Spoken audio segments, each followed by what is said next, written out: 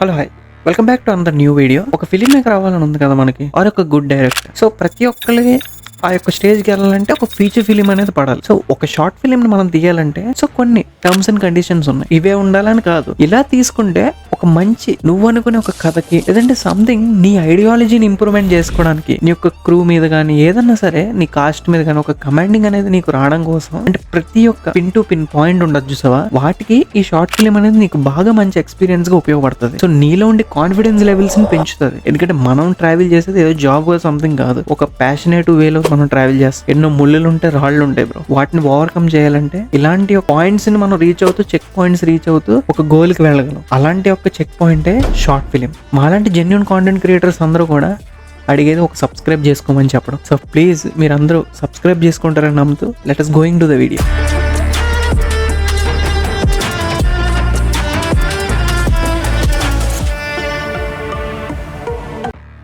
Coming to this ideas and generation లో ఒక మంచి కొత్త కాన్సెప్ట్ నువ్వు తీసుకోవాల్సి ఉంటది. అంటే ఎంత చిన్న మైన్యూట్ కాన్సెప్ట్ ని ఇంత బాగా ఎలా ఎక్స్ప్లోర్ చేసాడు వీడు అని వాళ్ళు అనుకోవాలన్నమాట. నీ కాన్సెప్ట్ ఎప్పుడులాగా ఒక లవ్ స్టోరీ తీసుకుని ఒక ఫ్రెండ్స్ డ్రామాని నడిపించి, సో ఓకే నువ్వు ఎందులో మాస్టర్ అవుతున్నావో ఆ యొక్క కేటగిరీ తీసుకో, తప్పలేదు. బట్ దాన్ని ఎంత యూనిక్ వేలో ప్రెజెంట్ చేస్తున్నావు అనేది ఇక్కడ మ్యాటర్. సో ఐడియా అనేది నువ్వంత నీట్ గా ప్రతి దాన్ని ఎగ్జిక్యూట్ చేయాల్సి ఉంటుంది ఇందులో. అంటే ఒక యూనిక్ కాన్సెప్ట్స్ అన్నట్టు, సో కొత్తగా అరే చాలా బాగుంది విజువల్ ట్రీట్ అవ్వచ్చు, అది లేదంటే ఆడియో నువ్వు వినేటట్టు సంథింగ్ ద యూనిక్. మనకంటూ ఒక పేజీ, అది షార్ట్ ఫిల్మ్ అవని సినిమా అవని, ఒక పేజీ, యా ఇది నా ప్రాజెక్ట్, దీన్ని చూసి వీడికి ఇచ్చేయాలరా అన్నట్టు నీ యొక్క ప్రతి డేరింగ్ స్టెప్ ఉండాలన్నమాట. అండ్ నెంబర్ 2, టైమ్ లైన్ విషయంలో చాలా మంది ఒకళ్ళు 5 నిమిషాలు వీడియో తీస్తారు, ఒకళ్ళు సంథింగ్ 1 to 3 minutes, ఇప్పుడు షార్ట్స్ అంటున్నారు వీటిని. అండ్ మరికొన్ని ఏంటంటే మోర్ దెన్ తీస్తే గంటల తరబడి తీస్తున్నారు.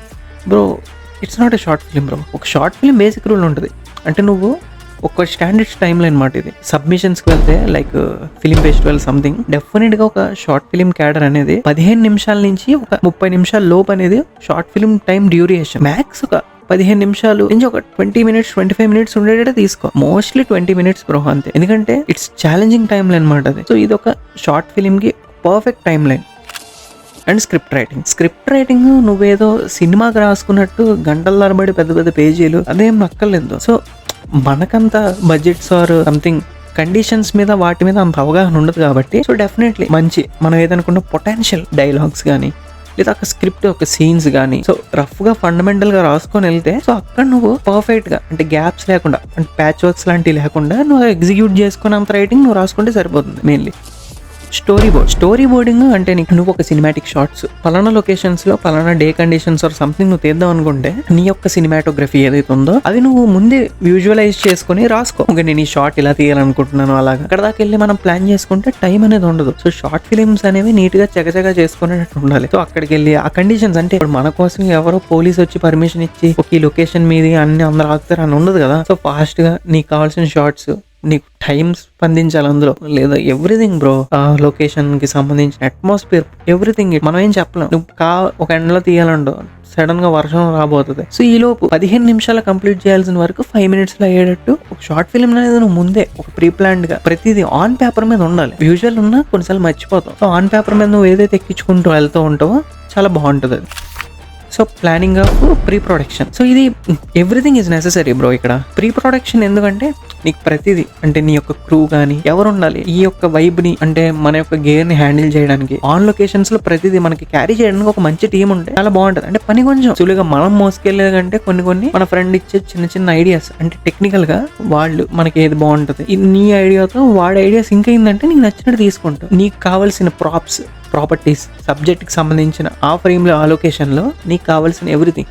సపోజ్ ఈ ఫ్రేమ్ లో నాకు తీసుకోవాలంటే ఒక బుక్, ఒక చిన్న మంచి లైట్, ఒక లైటింగ్ అట్మాస్ఫియర్ ని నేను సెట్ చేసుకున్నానంటే అప్పటికప్పుడు అని కాదు, విచ్ ఈజ్ నా ఐడియాలో ఉన్నది నేను ఆన్ స్క్రిప్ట్ రాసుకొని దాన్ని ఆ ఫ్రేమ్ లో ఎగ్జిక్యూట్ చేయడానికి ముందే నేను ప్రీ ప్లాన్డ్ గా ఉండాలన్నమాట. సో దాన్ని ప్లానింగ్ ఆఫ్ ప్రీ ప్రొడక్షన్ అంటారు. Shooting schedules everything bro.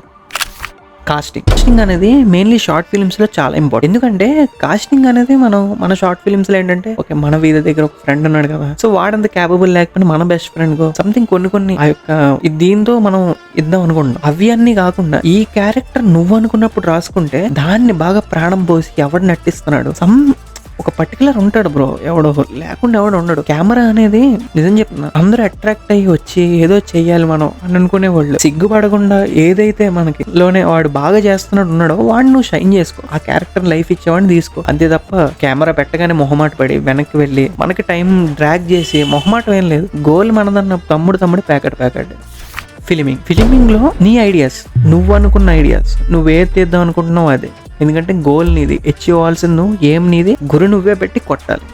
ఆ టైంకి ఎవడు రాడు కదా. సో ఫిలిం నువ్వు తప్పు అనుకుంటావు ఒప్పు అనుకుంటావు అయినా నీకు అనవసరం. నువ్వు ఏదైతే పర్టికులర్గా డిసైడ్ అయిపోయి ఉంటావో నేను అదే పర్టికులర్, నేను కొట్టాలి, చెయ్యాలి, రాయాలి, తీయాలి అనుకుంటావు కదా, అదే నువ్వు ఎవడో వచ్చి మళ్ళీ దాన్ని గెలికి పిండి చేసి కేర్ ఆఫ్ అప్పలరాజు సంథింగ్ ఏదో సినిమా వచ్చింది కదా అప్పట్లో, సునీల్ది ఆర్జీవిది, నువ్వేం తీయాలనుకుంటున్నావు దాని మీద పొమ్మని చెప్పు, నువ్వు అనుకున్నది అంతే. That's the filming. నీవు అనుకున్న ఫ్రేమ్ ని నువ్వు నీ స్క్రీన్ చూస్తున్నప్పుడు ఇది నాదిరా అని నీకు అనిపించాలి కదా. Be a genuine creator of your art. Capturing మన సీన్స్ ఏవైతే అనుకున్నావో దాన్ని ఓవర్ అంటే అవుట్ ఆఫ్ లైన్ వెళ్లకుండా నువ్వు ఏదైతే రాసుకున్నావో ప్రీ ప్లాన్డ్ ఉన్నావో దాన్ని నీట్గా ఫిల్మింగ్ చేసుకో. ఓకే, ఎడిటింగ్, మంచి సౌండ్ ఎఫెక్ట్స్, మంచి ఎడిటింగ్, ఒక టాప్ క్లాస్ కలర్ గ్రేడింగ్ చేసుకుంటే ఒక లెవెల్ వరకు ఉన్న నీ యొక్క షార్ట్ ఫిల్మ్ ఆర్ సంథింగ్ ఆ కట్స్ వల్ల సంథింగ్ ఆ సౌండ్ ఎఫెక్ట్స్ వల్ల ఇంకో కొంచెం నెక్స్ట్ లెవెల్కి వెళ్ళడానికి అంటే సగం ప్రాణం పోయడానికి ఎడిటింగ్ అనేది చాలా ఇంపార్టెంట్ నీ షార్ట్ ఫిల్మ్కి. ఓకే, ఈ పోస్ట్ ప్రొడక్షన్లోనే సంథింగ్ లైక్ నీకు ఈ కలర్ గ్రేడింగ్ కానీ ఈ sounds, sound designing, everything like అంటే నీకు చిన్న చిన్న విఎఫ్ఎక్స్ షార్ట్స్ ఏమైనా ఉపయోగపడతాయి అలాంటివన్నీ నీ పోస్ట్ ప్రొడక్షన్లో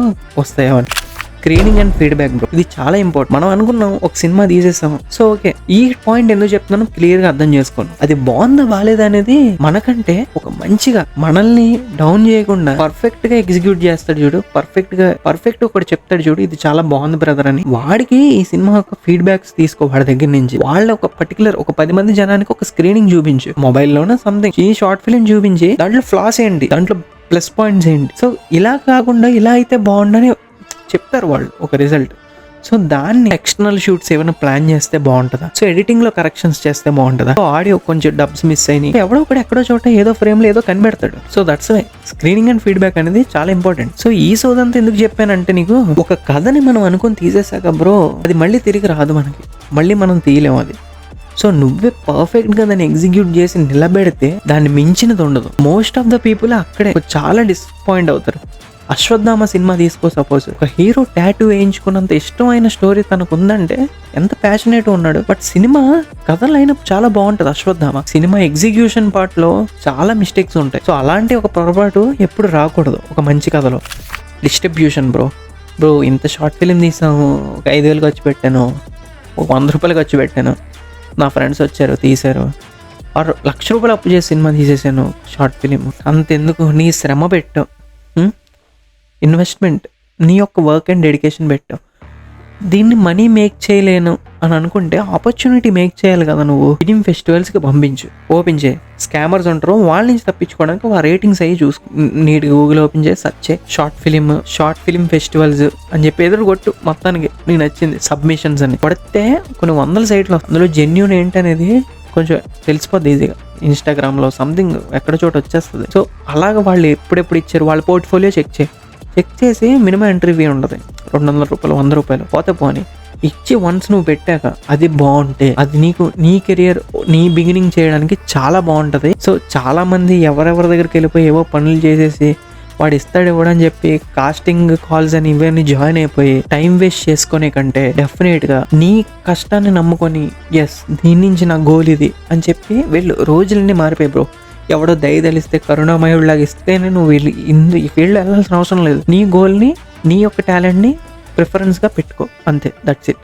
సో ఈ వీడియో 100లో చూసిన 100 మందికి ఉపయోగపడిపోద్దని నేను అనుకోను. ఒక్క పర్సన్ ఉంటాడు నాలాగా ఏది తెలియనోడు, సో ఆ యొక్క పర్టికులర్ పర్సన్కి నా వీడియో కంపల్సరీ ఏదో ఒక పాయింట్లో ఎక్కడో చోట వాడికి స్ట్రైక్ అవుద్దని నమ్ముతూ this is Vinay signing off and please do subscribe. ఇంకొంచెం బెటర్ వేలో ఇంకొంచెం బాగా ఇంకొంచెం నీట్గా ఎక్స్ప్లెయిన్ చేయడానికి మళ్ళీ ట్రై చేస్తూనే ఉంటాను. Signing off, Tata.